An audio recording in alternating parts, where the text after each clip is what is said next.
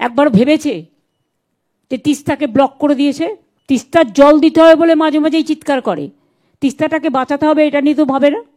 এবার আমি আসব এই যে বন্যা নিয়ে। কখনো সিকিমে 14টা হাইডেল পাওয়ার করেছে, জল ব্লক করে দিয়েছে, সব চলে আসছে জল হলেই দার্জিলিং, নয় কালিম্পং, নয় শিলিগুড়ি, নয় জলপাইগুড়ি, নয় মাটিগাড়া, নয় নকশালবাড়ি, পুরোটা ধ্বংস হয়ে যাচ্ছে। একবার ভেবেছে যে তিস্তাকে ব্লক করে দিয়েছে? এটা অপরাধ নয়, এটা সামাজিক অপরাধ নয়, এটা ক্রিমিনাল অফেন্স নয়। কি করে সেন্ট্রাল গভর্নমেন্ট পারমিশন দিল? তিস্তার জল দিতে হবে বলে মাঝে মাঝেই চিৎকার করে, তিস্তাটাকে বাঁচাতে হবে এটা নিয়ে তো ভাবে না। এরপরে হচ্ছে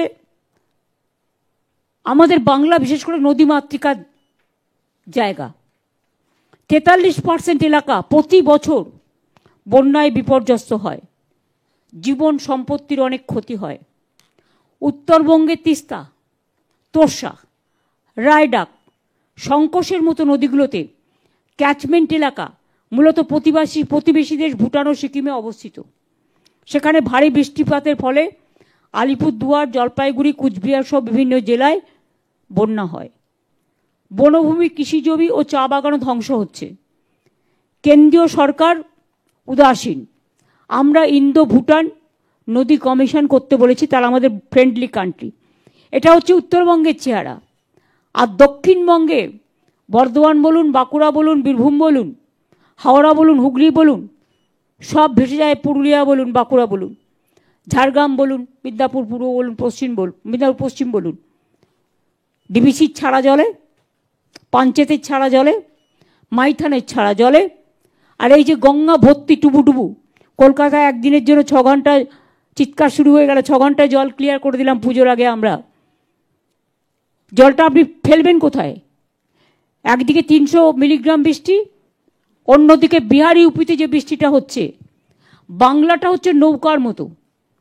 উত্তরাখণ্ডে বৃষ্টি হলে জলটা চলে আসছে গঙ্গা দিয়ে। গঙ্গা তো একটাই, গঙ্গার নামটা কোথাও কোথাও এক একটা নামে কেউ ডাকতে পারে, কিন্তু অরিজিনাল তো গঙ্গা। উত্তরপ্রদেশের বৃষ্টির জলও চলে আসছে গঙ্গা দিয়ে, ফরাক্কা দিয়ে একেবারে আমাদের এখানে।